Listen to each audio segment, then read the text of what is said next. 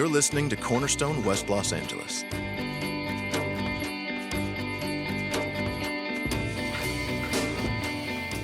All right, good afternoon, everybody. Nice to see you guys. We are in the book of James. If you're new, that's what we're doing during this time in the service. We're going through this little book, almost near the back, at the very end of your Bible. If you hit the maps, you've gone too far. What we've said is that this book of James, is about living faith, about what genuine faith looks like as it's lived out in the world. And that's particularly important today. I mean, it's always important, but it's important today because today people slap the label Christian on so many different ideas and so many different causes. It can be kind of hard to know what the genuine article looks like anymore.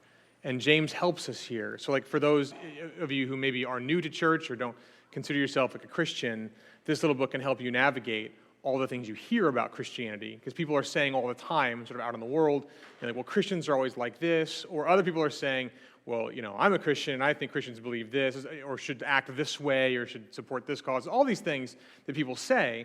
And so, like, what of that you hear is genuinely Christian, and what isn't? Like, well, James helps you here. He helps you see what genuine Christianity looks like lived out. But then for those inside the church, we've said the book sort of challenges us, because it's sort of pushing on you, are you living the genuine Christian life? Like, or have you let like other agendas slip in? And as we come to the passage we're looking at today, this passage is where James really pushes on that connection. Like, does your life match your beliefs? And underneath that, he teaches us a very, very profound lesson about faith, what it is, how it works, what it does. And so we'll read it. It's James chapter 2, verses 14 through 26. It's on page 1012 of the Red Pew Bibles in front of you. It'll be on the screen behind me. Here's what James says. What good is it, my brothers, if someone says he has faith but does not have works? Can that faith save him? If a brother or sister is poorly clothed and lacking in daily food, and one of you says to them, go in peace, be warmed and filled, without giving them the things needed for the body, what good is that? So also faith by itself, if it does not have works, is dead. But someone will say, you have faith and I have works. Show me your faith apart from your works, and I will show you my faith by my works. You believe that God is one. You do well. Even the demons believe and shudder. Do you want to be shown, you foolish person, that faith apart from works is useless? Was not Abraham our father justified by works when he offered up his son Isaac on the altar? You see that faith was active along with his works, and faith was completed by his works. And the scripture was fulfilled that says, Abraham believed God, and it was counted to him as righteousness, and he was called a friend of God. You see that a person is justified by works, and not by faith alone. And in the same way, was not also Rahab the prostitute justified by works when she received the messengers and sent them out by another way? For as the body apart from the spirit is dead, so also faith apart from works is dead. This is the word of the Lord.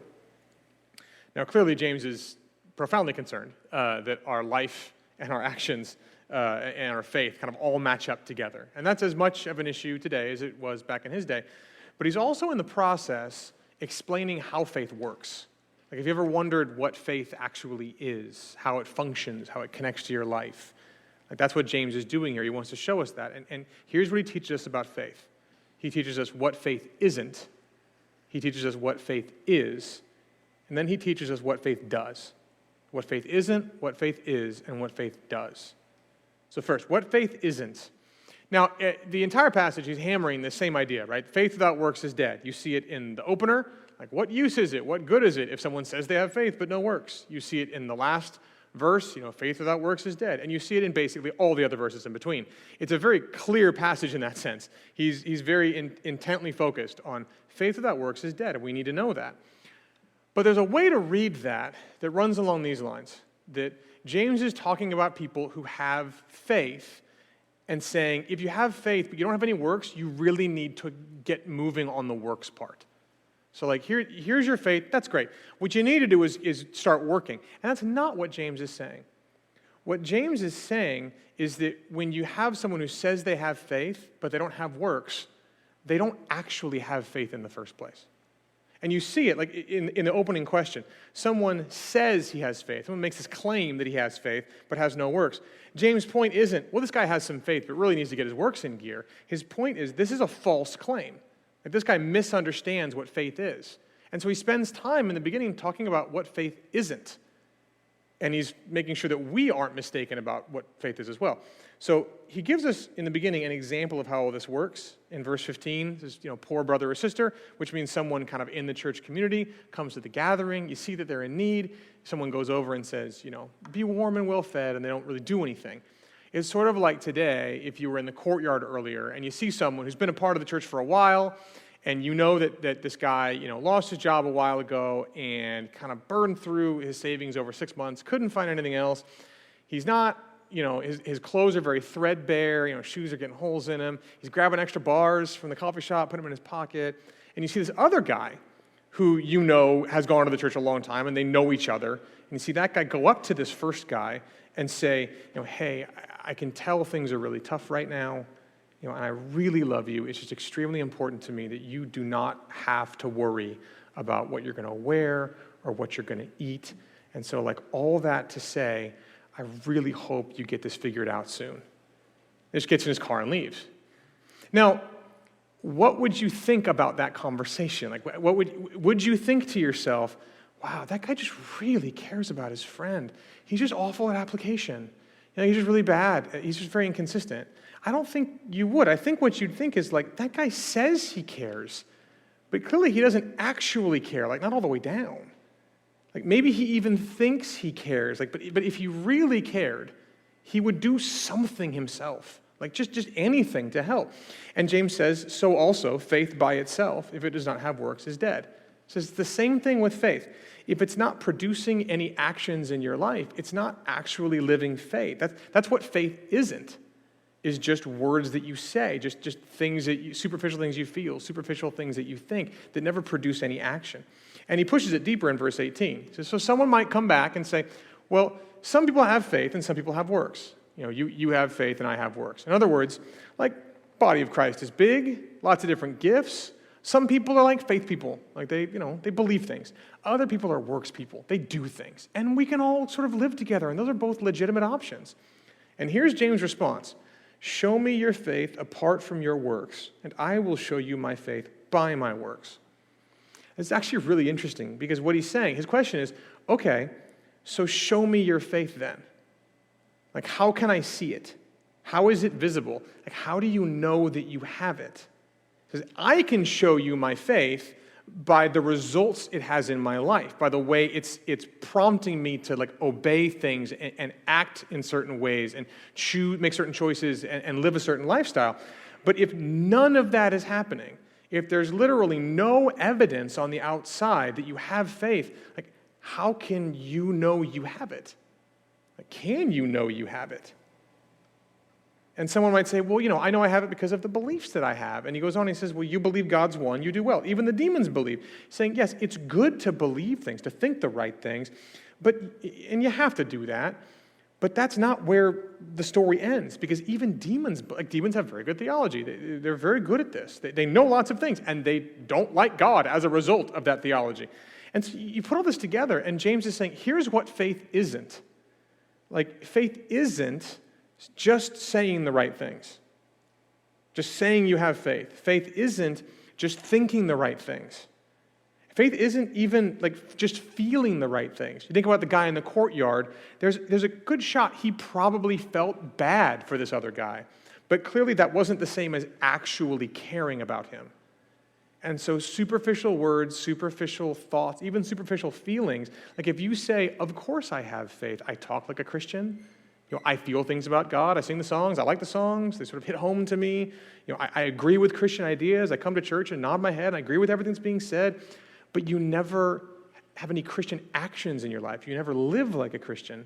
James is saying that might not be faith. Those things are what faith isn't. If you think faith is something that you say, you feel, you think, but you might or might not do something about it, you're confused about what faith is, he says. That's what faith isn't. Now, this is important because you tend to read this and you hear this, and we tend to think, yeah, absolutely. Like, it's super important for your life to match your beliefs. It's super important to be consistent. If your life is inconsistent, like, that's really bad. And James says, no, it's not really bad. It's not faith. Like, there's a significant issue here. There's a severity to what he's saying. There's an old Puritan guy named Richard Sibbes, and he lived around the time, if you ever saw Downton Abbey, which was a thing, he lived around that time where it's kind of old Britain, the class system is still hanging on, and so you have these sort of generationally wealthy families in these mansions, these giant estates. Then you have everyone downstairs who are the people they employ. So all the servants, and they have these different jobs. And so they cook the food and serve the food and get the clothes and all these different things, right? It's a big estate. There's lots to do. And on the show, and back in Sibbs' day as well, sometimes you would have these sort of families like lords and these rich families would come visit each other. So you get the whole family together and all of the servants, and you would go over to the other lord's house. And so the people upstairs would stay in each other's in the rooms. There's lots of rooms in the mansions, and the people downstairs would stay together. All the servants would sort of mix in. And Richard Sibbes says what happens is it gets really hard to see which servant belongs to which employer, like which lord is employing this servant, because the people who cook dinner and serve dinner are just bringing food to both of them. They're bringing it's very mixed up. He says the only way you ever know which servant is employed by which lord is when they part ways.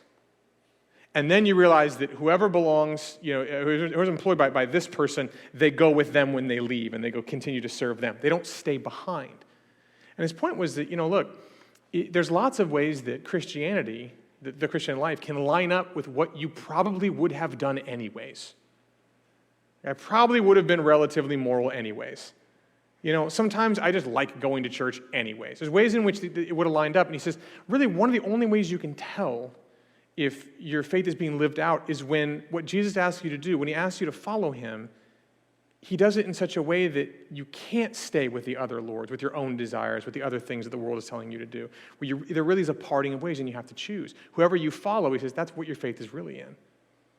And there's a way that what James is saying here, like imagine one of these people, Jesus is the Lord, and he comes over to someone else's house and kind of hears everybody, and you're working for Jesus, and then Jesus goes to leave, and he leaves, but you stay. And the whole time you're saying, yeah, but I work for him. Like, I work for him. Like, well, where is he? He left, but because I'm thinking about him a lot, and I'm doing a lot of stuff, and I really feel deeply about how much I love him. I'm really working for him. Like, well, where is he? Well, I don't know. Like, James is saying, like, that's not faith. So when someone comes, of course I have faith. And because you come to this, well, of course I love you. Of course I love my Lord and my Master. Of course I love him. It's like, but, I go to church. I feel so convicted. I do all these wonderful things. It's like, well, but do you really have faith? Because those things can be good, but if you're never actually following him, like, that's what faith isn't, is doing things and yet never following him. And if someone said to you, like, how do you know you have faith? Like, what would you point to? Like, well, I believe the right things. Like, I think the right things. Or I really feel deeply about things. Or, I fit in with Christians. I go to church. I agree with what they say there. Like, or would you have something else to point to? When James says, show me your faith, would you say, well, here's how it's affected my life. It's a deep belief I have, and it's done things to me, and you can see it. Because if you don't have that, he says, that's what faith isn't. But now, what is faith? He teaches us what faith is, point 2, with these 2 examples in the back half of the passage. You have Abraham and Rahab, and 2 examples of what like living faith, actual faith looks like. So the Abraham story, for people who came out of Judaism, would be really familiar. And for a lot of people who've been in the church for a while, they know this story. Abraham was originally named Abram, and he was just this guy. He lived in a place called Ur. And God spoke to Abram, and he said, this is like the very beginning of the Bible, give or take. We're in chapter 12 of the whole Bible. He says, I want to basically save the world through you. I want to take you, I want to move you to a new place, and I want you to have this giant family that turns into this giant nation, and through that nation, I'm going to bless all the other nations. I'm going to rescue the world through you and your kids. And so Abram goes, and he gets his name changed to Abraham, father of many nations. But he's already kind of older, and then he gets to the new place, and it's years and years and years, and he doesn't have a kid. So it's kind of getting a little hard. It's like, okay, so I don't have a child. How do I God says it's through my offspring, and it's going to be, this is the promise he made, but I don't have any kids. And it's harder and harder and harder. And eventually, he's 100 and his wife is 90, and they have this miracle child, Isaac, the son of laughter. And it's this amazing thing. And in Genesis 22, after all of that, God basically wakes up Abraham and says, hey, tomorrow, I need you to go sacrifice your son, your only son whom you love, on this mountain. And Abraham gets up the next morning, saddles his donkey, and goes. And it's this really intense story where it takes a few days to get there, and they get there. And Isaac isn't like a baby. Like, he's like a relatively grown kid. And so Isaac's at the foot of the mountain like, Dad, we have all the stuff for the sacrifice, but where's like the offering? And Abraham says, the Lord will provide the offering. And they go up, and Isaac essentially allows himself basically to be tied down on the altar. And Abraham's about to do it, and the angel of the Lord calls out, says, stop, you got to stop. And he says, do not lay your hand on the boy or do anything to him, for now I know that you fear God, seeing you have not withheld your son, your only son, from me. And then they look over, and there's this ram that's got its horns trapped in this thicket of brush, and it says, the Lord provided a different sacrifice in place of my son. Like, this is, the Lord will provide. They named the mountain that. Now, there are a lot of questions about this story, and they're good questions, like, why would God ask him to do that? Doesn't God just sort of know if someone has faith or not? All good questions that we don't have time to really explore. But the one really clear thing about this story is that Abraham's actions validated his trust in God. It's just really clear. Like, Abraham wasn't someone who said he had faith, who said he trusted God, but never really showed it. His faith led him to do things that someone without faith wouldn't do. Like, when the Lord's parted, he followed God. It's very, very clear, very visible, very external. And what's interesting is that the passage James quotes from Genesis, Abraham believed God and it was counted to him as righteousness, is actually from years and years before this story in Genesis 22. It's actually from Genesis 15. In other words, Abraham believed God when he made these promises. It was counted him as righteousness. And then years and years later, that faith, that belief manifested itself. It did it over the ways as well, but here's a clear example of it manifesting itself in the way he chose to live, in the choices he made, in the lifestyle he had. And then there's another illustration in verse 25 about Rahab. Now, she's less known to us, to some of us at least, because maybe you had never heard that story, but she was also well known to Jewish people at that time. She was the opposite of Abraham in some ways. She's not, like, Abraham's like revered father of this new nation, the one who gets all the promises, the forefather, the patriarch, all that stuff. Rahab was someone who was not an Israelite, who was living in Canaan, which is full of this people that were known to be essentially immoral. She's a prostitute, so her job is not a moral one.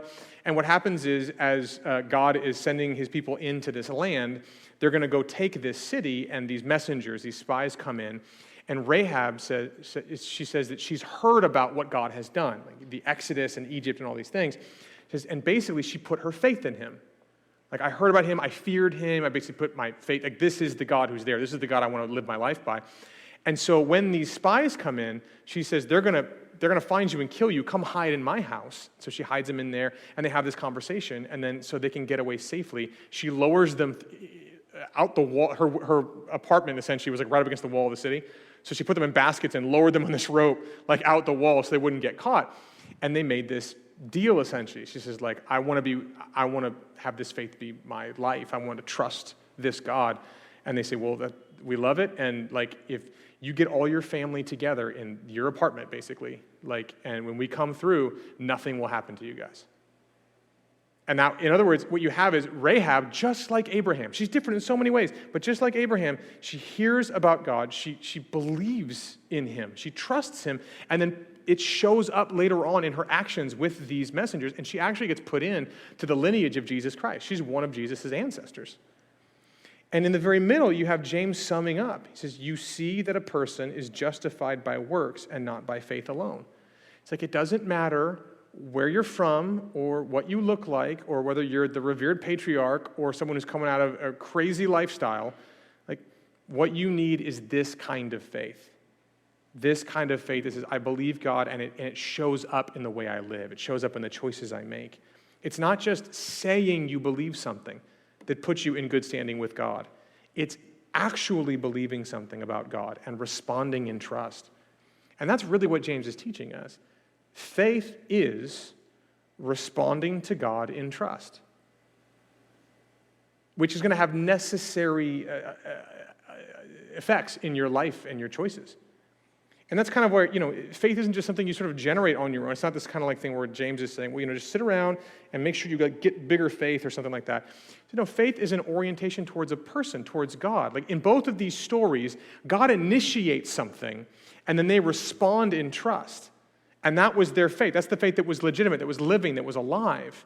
And that's why in the middle you notice Abraham is called a friend of God.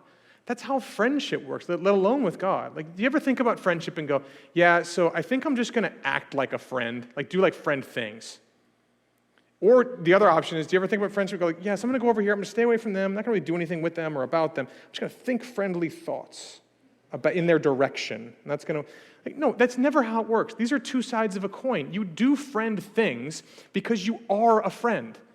And you are a friend as you do friend things. These things are so knit together that it just makes total sense to us in friendship. And then Abraham being a friend of God, James is saying, like, that's how it works with God in a lot of ways too. Like when God enters your life, you respond to him in trust. You respond to him and you say, yeah, okay, I want to trust you. And that's going to show up in your life. You're going to do trusting things. You're going to make trusting choices if that faith is alive and real. Now, here we kind of have to stop, because some of you will realize that there's another guy who wrote most of the New Testament named Paul, who says something that sounds very different than what James is saying here. So James says a person is justified by works and not by faith alone. Paul, in Romans 3:28, says, we hold that one is justified by faith apart from works of the law. You're like, okay, what's going on there? Well, it's actually interesting, because these things go together really well. Paul and James fit together really, really well. What Paul is trying to say is this. Paul is saying, what justifies you in the eyes of God, what makes you right in God's eyes, forgiven in God's eyes, good in God's eyes, is not all the stuff you do to earn points with him. Like if you earn enough points with God, then through those works, God's going to come to love you. Like you're worth his love. That's not how it works. It's only through faith in Christ and what he's done on the cross and the empty tomb, forgiving you for your sins, taking your place and taking on the wrath of God. That's the only thing that's going to actually make you right in God's eyes.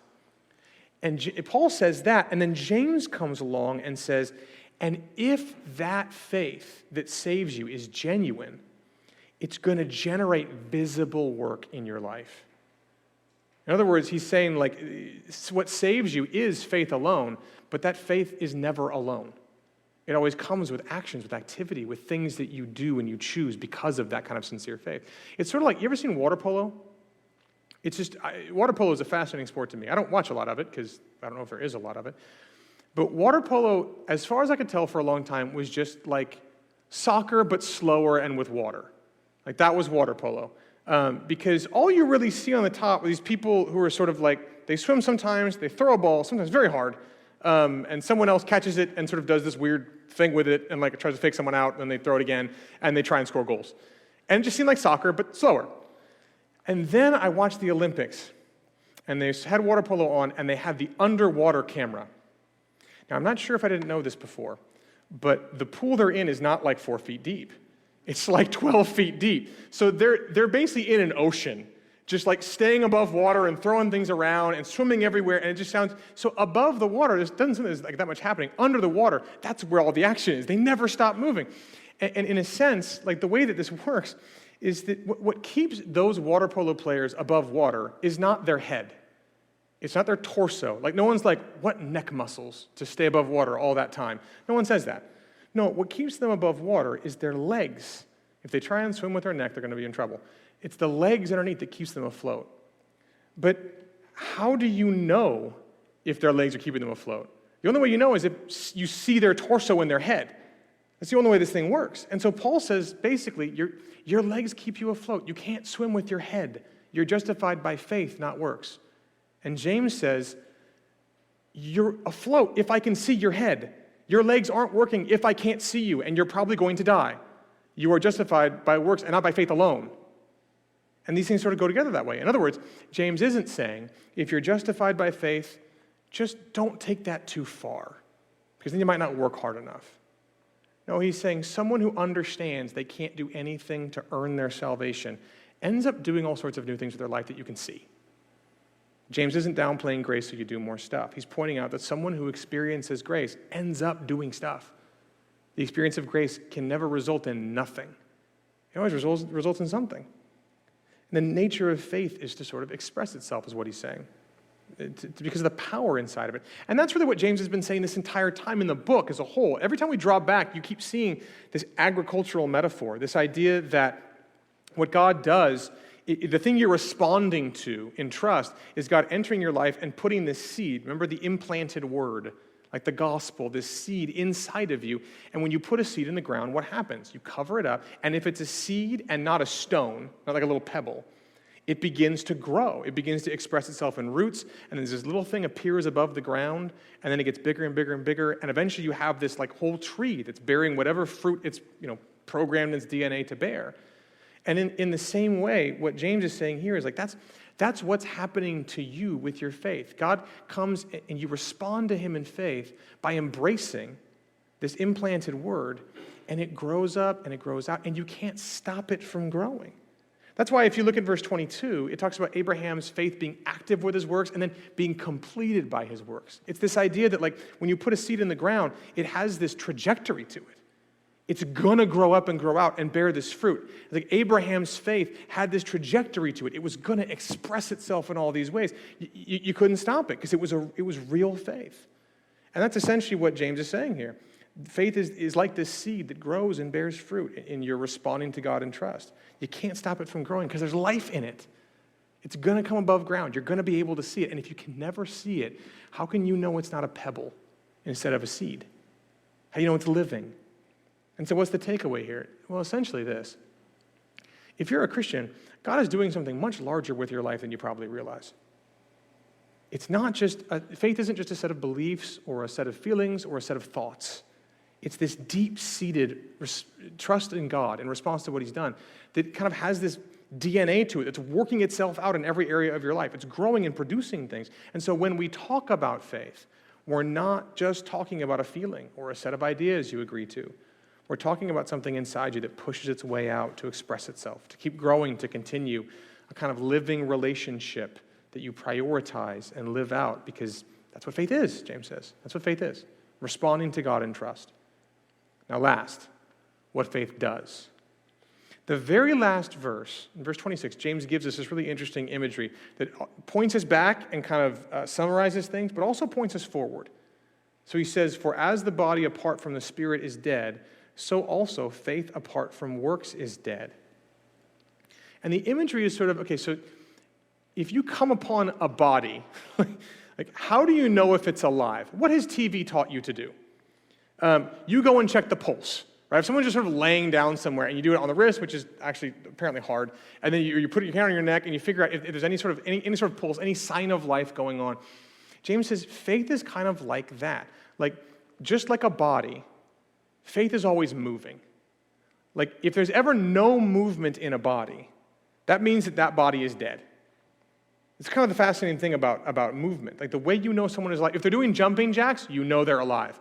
But really, all you need is a pulse, even a faint pulse, to know there's actually life in them. And that points us back and it helps us, because the Puritans used to say, Puritan heavy today, they used to say, these passages and sermons like this, they need to do two things. They need to disturb the comfortable and comfort the disturbed. In other words, there are some people who are just really comfortable, like, of course I have faith. I think the right things, I say the right things. And this passage is meant to shake those people up. If that's you, it's meant to shake you up, make you examine a little more. Like, okay, am I sure? Like, is there any evidence of my faith in my life? I should think about this. But then there are those people who are just kind of temperamentally disturbed. So it's the kind of person who's like, last week I gave my car to charity, and then I just thought to myself, man, what if I only did that because I love taking the bus? Like, I think I'm just a horrible, selfish person. Like that kind of person, where everything they do that's good, they find underneath it some reason to think it's horrible. And so if you say, every time you try and encourage them, like, wow, that's just such a sign of faith and a sign of life, they say, hold on, give me a minute, I can find a way it's selfish. And they figure it a way, they're disturbed. They're always worried and concerned, even when you see genuine evidence. This image really helps. Because what it's saying is, now look, for some of you maybe, the pulse is so weak that you have to ask yourself if your faith is actually alive. Like, if you see such little movement, you probably need to ask yourself that question. But for others of you, for the disturbed of you, when you get down on the ground and take someone's pulse and you say, yeah, I felt it, it just wasn't very strong, so I think they're probably dead. No, that's not what happens. What happens? A flurry of things happen. 911 comes, and we get the people up, and we get them taken care of so we can increase the movement in their life. We take care of them because they are alive. And in the same way, if you come in and you're the kind of person who's like, all I ever pray is, I believe, Lord, help my unbelief. And I find myself feeling right now in this season of my life like a bruised reed, like a wick that's almost snuffed out. Like I feel like I'm just constantly struggling to feel like safe, like I'm actually like saved, like I actually have faith. James comes to you and says, do you have a pulse? I'm not asking for jumping jacks. I'm not asking you to run a marathon. He's not saying, if you don't run a marathon, you're actually dead. You didn't know that. You're sitting here, you seem like, no, dead. It's not what he's saying. He's saying, no, do you have a pulse? Is there any movement? Because if there's ever any movement, that means there's life. That's what points you back. But then that also points you forward.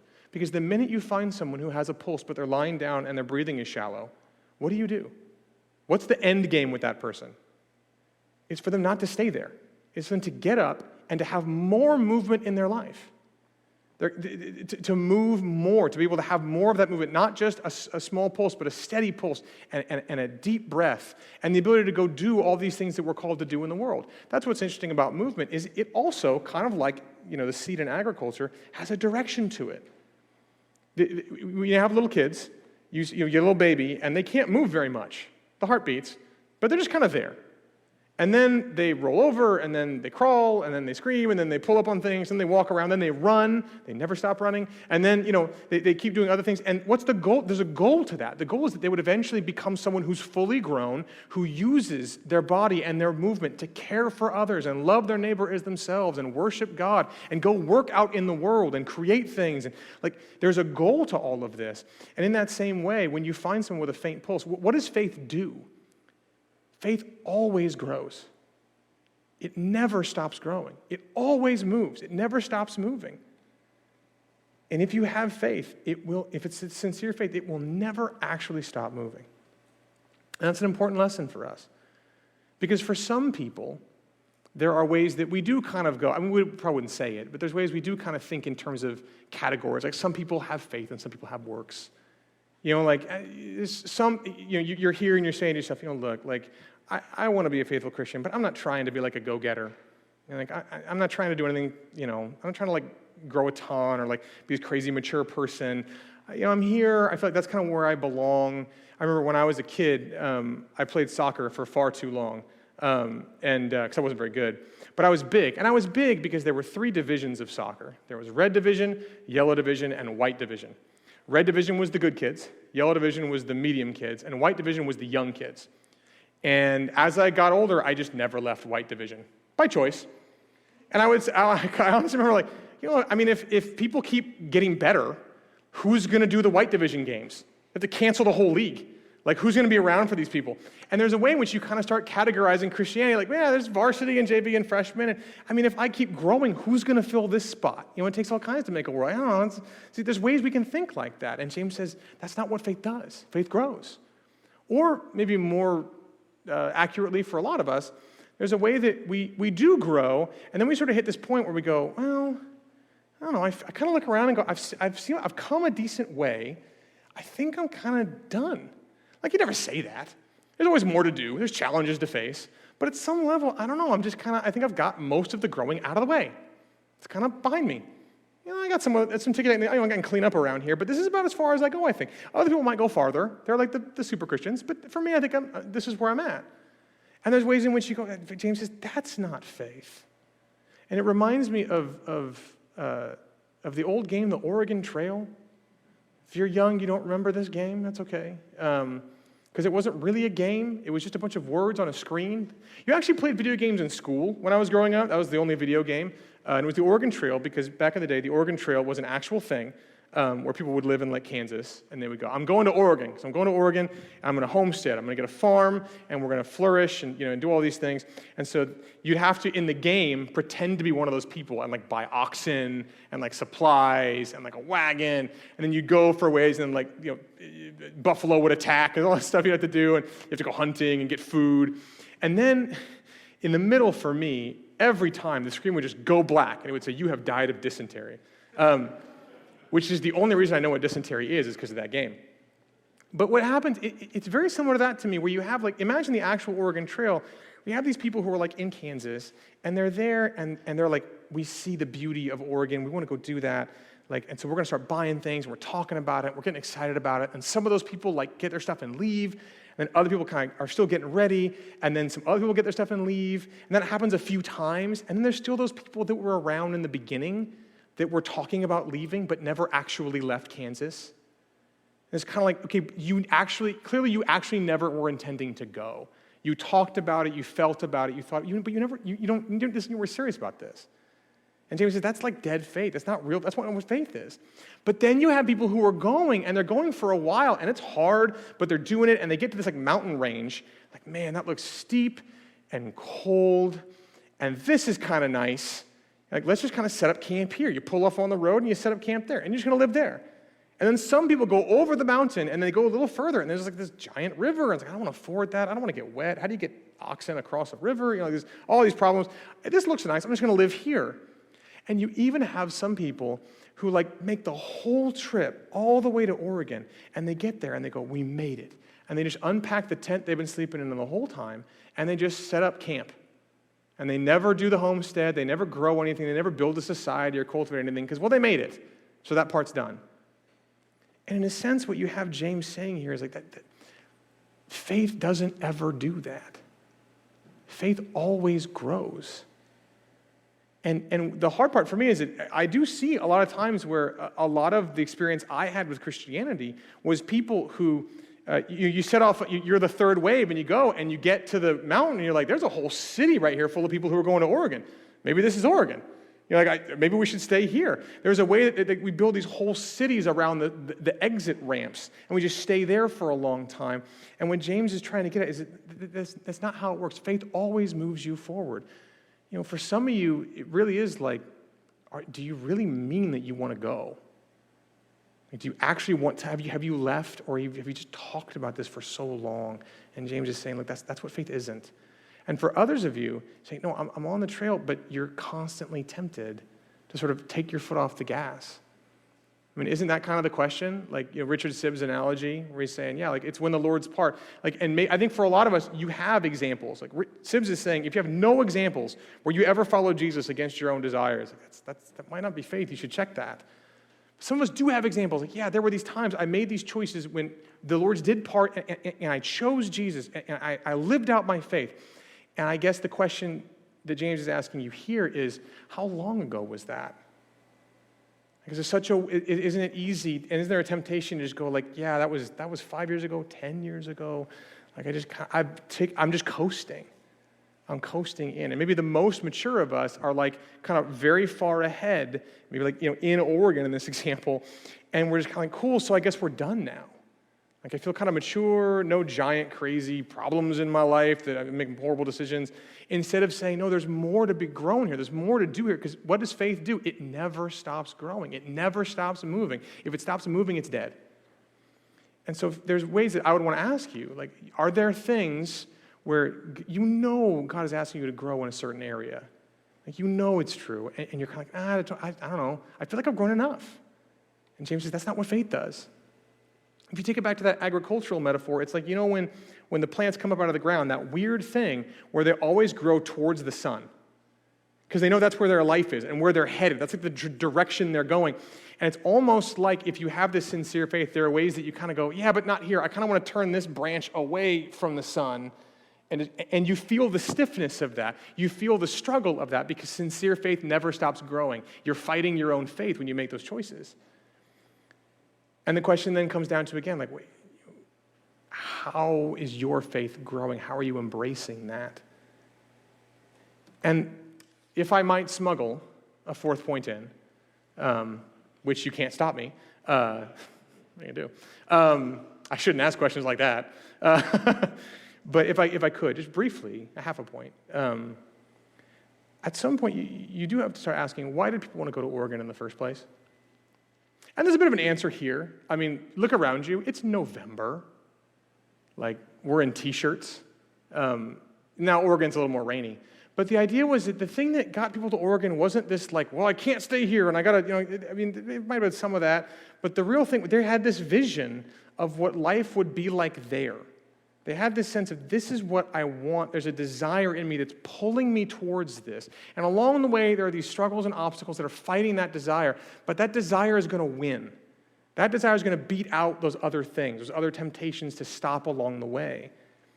And when you see what James talks about here, and when you understand him as the brother of Jesus, and when you kind of grapple with larger elements in the Bible, you see that's what faith is doing too. Faith is not pointing to you and saying, where does faith come from? It's not saying, well, it comes from you. Just like try harder and think harder.